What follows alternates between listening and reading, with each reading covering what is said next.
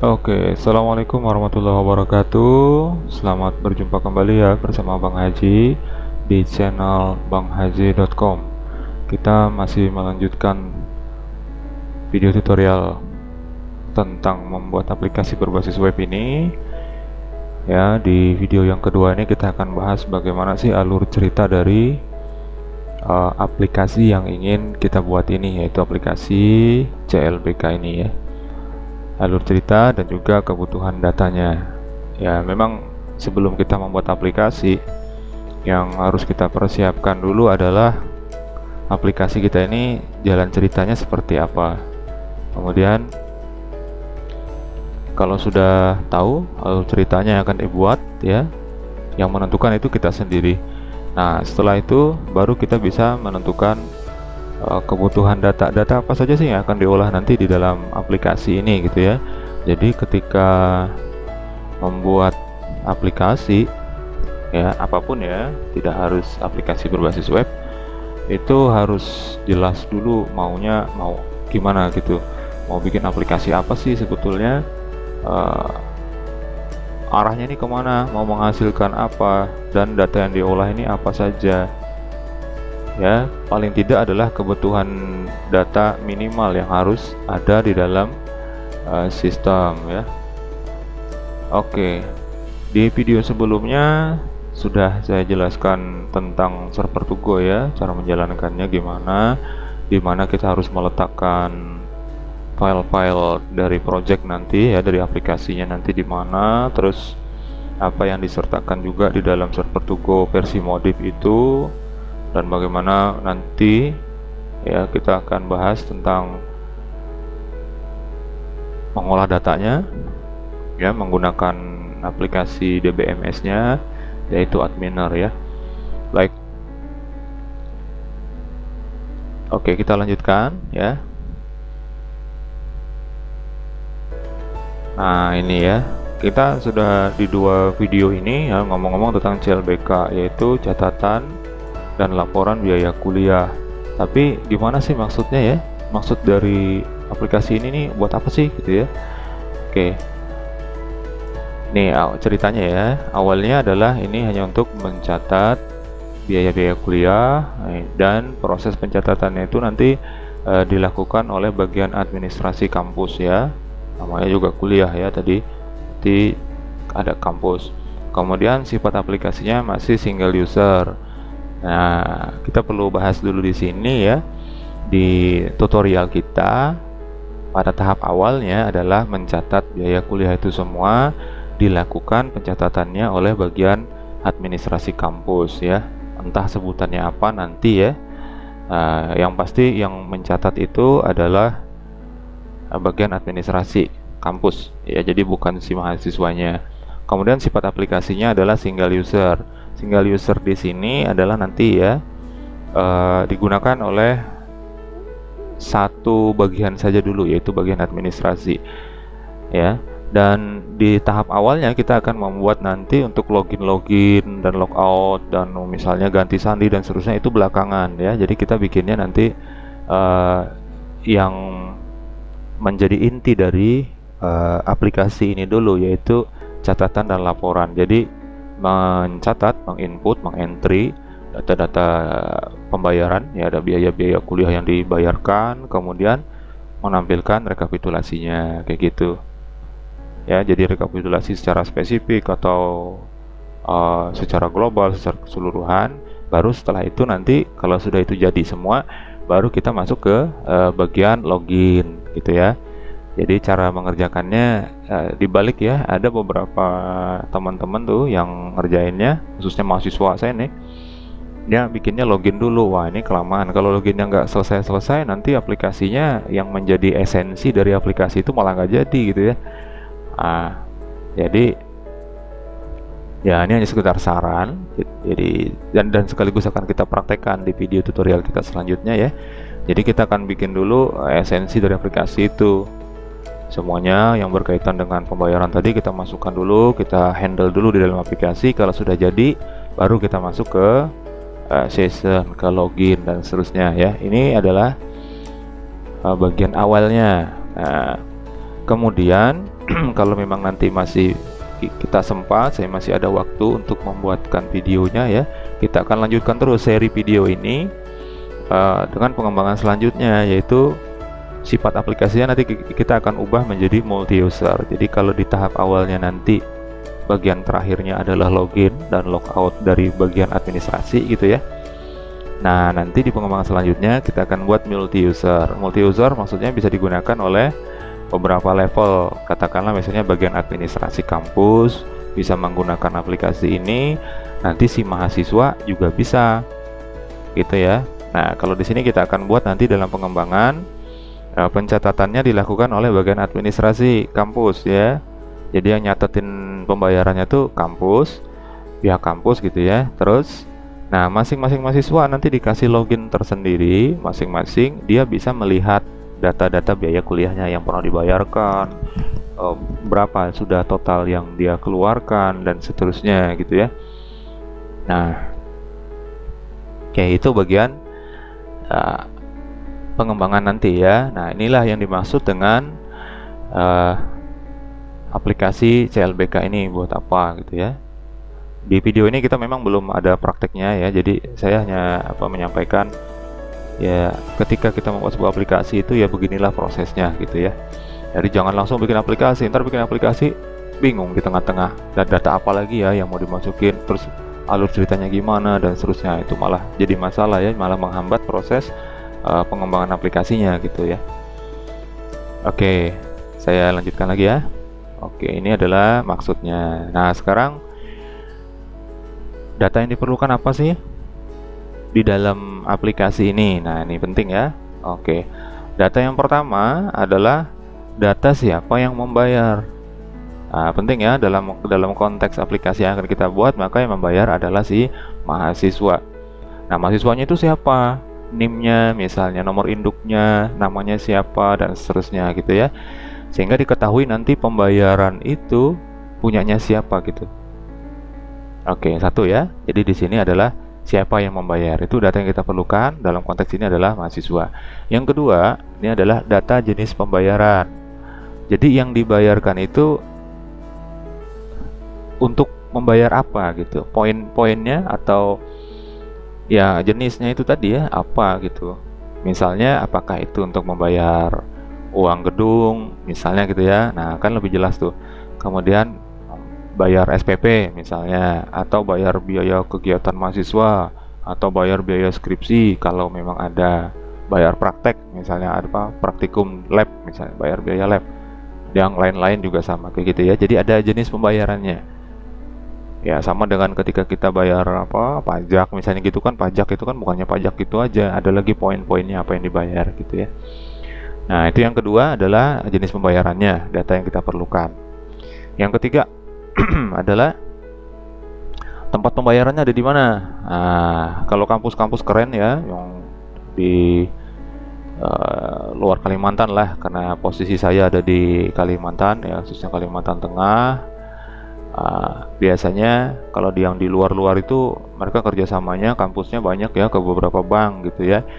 Ada juga yang dibayarkan di kampus, ada yang dibayarkan di bank. Banknya juga macam-macam. Nah, itu. Nah, nanti bisa bisa disebutkan di sini nanti di datanya, ini banknya bank apa gitu ya. Bank 1, bank 2, bank 3, kemudian bayar di kampus misalnya itu ya. Jadi yang data yang ketiga yang kita perlukan nanti adalah data tempat bayar di mana. Oke, yang selanjutnya yang keempat ya dalam konteks aplikasi yang akan kita buat ini adalah data pembayarannya itu sendiri. Jadi apa saja sih apa yang dibayar, berapa bayarnya, di mana bayarnya, kapan, tanggalnya gitu ya. Kemudian untuk bayar apa nih? Nah, kemudian kalau ada keterangan dan seterusnya ya. Misalnya buat semester berapa gitu ya. Nah, ini semuanya berkaitan dengan data-data sebelumnya. Jadi ke data mahasiswa tadi berkaitan ya. Jenis pembayarannya apa juga berkaitan, dengan tempat juga berkaitan. Semuanya akan masuk ditampung di dalam data pembayaran ini gitu ya. Oke, paham ya kira-kira? Kalau belum paham diputar-putar lagi lah videonya, di back lagi ya. Oke. Oke, ada 4 data. Oke, saya lanjutkan. Berasa kayak ngajar saya ya. Oke, ingin menghasilkan apa? Nah, ini Jadi aplikasi ini diharapkan nanti akan menghasilkan apa? Jadi ada tujuan tuh bikin aplikasi, mengharapkan apa sih? Nah, gitu ya. Oke. Yang pastinya nih, nah nih dapat tambahan ilmu. Dengan video tutorial ini dan membuat aplikasi ini kita jadi ngerti tambahan ilmu, bukan menjadi tahu ya. Karena saya hanya membuat tutorial yang semuanya itu berdasarkan apa yang saya pahami gitu, dan yang saya ngerti, yang saya tahu gitu. Jadi pastinya adalah dapat tambahan ilmu ketika kita belajar melalui video tutorial ini. Yang selanjutnya, yang intinya adalah supaya kita aplikasi CLBK ini dibuat supaya kita itu ngerti gitu loh, tahu berapa biaya yang sudah dikeluarkan, atau kalau dari karena tadi akan ada pengembangan ya dari sisi bagian administrasi gitu atau pihak kampus udah tahu tuh dana yang diterima itu berapa banyaknya. Nah, dari sisi mahasiswa tuh tahu berapa yang sudah dikeluarkan gitu. Nah, mudah-mudahan nanti kita bisa buat sekaligus untuk rekapitulasinya berdasarkan jenisnya. Jadi jenis uang sarana, uang gedung misalnya itu ada berapa sih, nah gitu ya. Kemudian berdasarkan tempat bayaran, yang dibayarkan di kampus berapa diterimanya, yang dibayarkan di bank berapa. Nah itu juga enak nanti buat cross check gitu ya. Oke, mudah-mudahan nanti ya di bagian akhirnya nanti bisa kita sisipkan untuk grafik ya. Jadi misalnya kita masukin grafik untuk pembayaran, mana yang lebih besar antara pembayaran di kampus sama di bank misalnya gitu ya, jadi dibuatkan grafiknya. Atau ya macam-macam ya, jadi misalnya jenis-jenisnya tadi dibuatkan grafiknya juga bisa ya, atau berdasarkan semester, misalnya ada semester ini gitu, dibandingkan untuk pendapatannya dari sisi bagian administrasi atau dari sisi mahasiswanya yang dikeluarkan per semester itu tetap atau beda gitu ya. Oke. Ya, ini adalah yang ingin dihasilkan dari tutorial ini. Pada intinya yang pertama adalah ini secara langsung adalah tujuan dari tutorial ya. Kemudian yang kedua, yang intinya ini adalah esensi dari aplikasi yang dibuat gitu. Jadi ada dua tujuannya sebetulnya. Oke. Lanjut lagi ya, masih banyak kayaknya ini. Oke, sedikit lagi ya. Oke, ini struktur datanya bagaimana? Nah, tadi masih ingat di slide sebelumnya data yang dibutuhkan ada 4 ya. Yang pertama data mahasiswa. Nah, data mahasiswa yang kita perlukan nanti hanya ada 3 aja ya. Nomor induknya yang kita pakai sementara lah. Nama mahasiswanya, nama lengkapnya siapa, program studinya apa. Nanti kita buat singkatannya saja. Misalnya kalau teknik informatika kita masukin TI gitu ya, atau sistem informasi kita masukin SI, rekayasa perangkat lunak RPL gitu, dan seterusnya, atau manajemen informatika ya, tergantunglah nanti ya. Yang kedua yang kita gunakan adalah jenis pembayaran. Ini kode jenisnya apa, nanti nama jenisnya juga apa. Tadi ya kode jenis misalnya 1 misalnya nih ya. Kemudian nama jenisnya masukin SPP, 2 nanti uang gedung, dan seterusnya itu ya. Yang ketiga, data yang ketiga adalah tempat pembayarannya di mana. Pakai kode juga, kode 1 misalnya bank, kode 2 misalnya kampus. Kalau banknya banyak ya 1, 2, 3 itu bank 1, bank 2, bank 3, atau bank apa namanya gitu ya. Yang terakhir adalah data pembayarannya. Nih kode pembayaran ini biasanya sih kalau ada kwitansi itu nomor kwitansi atau nomor nota gitu ya, atau invoice dan seterusnya. Nah, kita nanti pakai kode aja. Kodenya juga sederhana aja, mungkin pakai angka 1, 2, 3 gitu udah. Nah, selanjutnya data mahasiswanya ini siapa? Nah, ya, yang membayarnya tadi itu siapa? Terus bayar buat apa? Tempat bayarnya dia di mana? Jumlah yang dibayarkan itu berapa? Untuk semester kapan dia, dan tanggal pembayarannya itu kapan? Nah, itu ya. Jadi semua ini dicatat. Pencatatannya adalah yang ini sebetulnya, yang pembayaran ini. Oke, biar diketahui itu pembayaran punya siapa. Oke, struktur datanya ini sudah ya. Nanti di database-nya seperti apa ya. Saya lanjutkan lagi ya. Oke, ini bagian terakhir nih ya dari sesi ini ya. Dari sesi video ini ada struktur dan relasi database. Oke, ini adalah sekaligus untuk penamaan ya. Penamaan dari nama tabelnya, kemudian nama field yang ada di dalam database-nya nanti. Oke, seperti ini kira-kira gambarannya. Oke ya, ada tabel mahasiswa, nanti saya singkat dengan MHS ya. Isinya ada 3 buah field, yaitu name sebagai primary key, tanda bintang ini primary key ya, tanda bintang. Namanya siapa, prodi tadi ya. Kemudian yang kedua, saya ke sebelah kanan dulu ya, jenis. Oke, nama tabelnya nanti adalah jenis. Kemudian ada ID di sini, yaitu merujuk kepada kode tadi ya, yang di slide sebelumnya tadi. Oke, ini adalah primary key. Kemudian jenis yang di bawah sini untuk field yang kedua, ini adalah nama jenisnya apa, uang gedung, uang SPP, uang mahasiswa, kegiatan mahasiswa, uang PKL, praktek gitu ya, dan seterusnya. Tempat juga sama, nama tabelnya nanti tempat, ID-nya primary key ya. Kemudian tempat ini maksudnya adalah tempatnya di mana, kampus, bank, atau di mana lagi bayarnya gitu ya. Oke, kemudian tabel transaksi. Oke, ini tabel transaksi ini. Yang 3 lainnya ini adalah ya kita katakan sebagai tabel master ya. Karena dia diperlukan oleh tabel lain, yaitu tabel bayar ini. Ini untuk pembayarannya, pencatatannya kita gunakan ID juga. Kalau tadi kode pembayaran, ini pakai ID aja sebagai primary key-nya. Nanti kalau menghapus data itu rujukannya adalah ID ya. Oke, database ini Anda memang harus perlu sedikit paham tentang ya basis data lah, ngerti sedikit. Kemudian relasi juga ya. Tapi nggak apa-apa, nanti kita ikutin aja tutorialnya, nanti paham sendiri kok ya. Ntar lo juga paham gitu ya. Wah, seperti iklan tuh. Oke, yang kedua adalah name di sini. Kalau di gambar sebelumnya ya, di slide sebelumnya itu adalah nama si mahasiswanya siapa. Nah, ini karena dia sudah dalam bentuk database, jadi berelasi ya nanti ya. Ada name di sini, relasinya seperti ini. Nah, jadi rujukannya adalah kalau disebutkan name di sini, ingin tahu namanya siapa, ya udah name-nya ini berapa, cari dulu di tabel MHS ini. Name-nya itu sekian, namanya nanti akan ketemu dan prodinya gitu ya. Sama juga dengan ID jenis. Nah, ini jadi kita tidak mencatatkan namanya di sini di tabel pembayaran ini, namanya siapa, uang gedung, bayarnya di bank, itu enggak ya, karena dia berrelasi. Oke, nah yang kedua jenis ini adalah foreign key, kunci tamu kalau bintangnya 2 ya. Jadi dia merujuk ke tabel jenis gitu yang ada ID-nya di sini.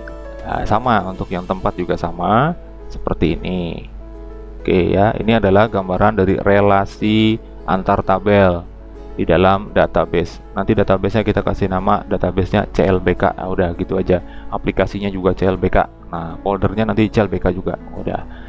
Oke, gitu ya biar gampang ya. Oke, ini sebenarnya masih bisa dikembangin lagi ya, ditambah-tambahin lagi apa gitu masih bisa. Contoh, ini tabel mahasiswa. Tabel mahasiswa, kalau kita masukin nama prodinya, oh panjang banget dan banyak ngulang-ngulang ya. Sebenarnya kalau di konsep database bisa dibikin satu tabel lagi, namanya tabel prodi. Ya, nanti punya kode seperti ID tadi ya. Kemudian dilinkkan atau direlasikan ke tabel MHS. Jadi dia baca prodinya hanya kode yang di tabel MHS ini, terus pengen tahu jurusannya apa, udah baca ke tabel prodinya langsung kayak gitu. Nah, itu bisa ya, sebagai gambaran lah. Oke, untuk sesi yang kedua ini, di video kedua ini saya kira cukup dulu.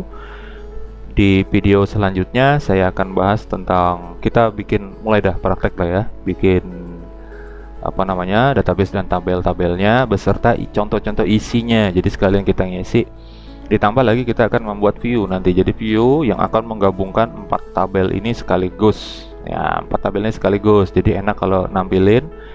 Kalau seperti ini kan kita nggak tahu name itu namanya siapa, nggak tahu kalau di data ini. Nanti dengan view, bantuan view itu bisa kita masukin langsung namanya. Jadi name itu siapa sih namanya, ID jenis nomor 1 itu uang apa sih, ID tempat nomor 3 itu bayarnya di mana sih. Nah gitu nanti bisa diketahui ya. Oke, saya kira untuk video yang kedua ini saya cukupkan dulu ya. Silahkan ditonton video saya yang lain di channel banghaji.com juga ya, subscribe lah ya. ada beberapa video, ada playlist ya, beberapa playlist, 2 playlist lah. Yang pertama itu yang PHP dan MySQL, itu belajar level dasarnya. Kemudian yang tahap yang kedua itu ada belajar adminer, yang nanti adminer ini juga akan kita praktekkan di video yang ketiga ya nanti. Tapi penjelasan yang lebih rincinya ya di video playlist saya yang lain itu, yang di belajar DBMS adminer lah gitu. Kalau yang di sini nanti ini hanya secara cepat, ringkas dan cepat ya, kita akan bahas. Oke, saya kira cukup. Terima kasih atas perhatian Anda. Jangan lupa ditunggu video yang berikutnya ya. Jangan lupa subscribe juga di channel banghaji.com. Kemudian untuk bahan-bahannya kemarin, server to go dan seterusnya, adminer dan seterusnya, silahkan di download, lihat lagi video yang pertama kemarin, atau buka di blog www.banghaji.com. Terima kasih, sampai ketemu lagi di video selanjutnya. Assalamualaikum warahmatullahi wabarakatuh.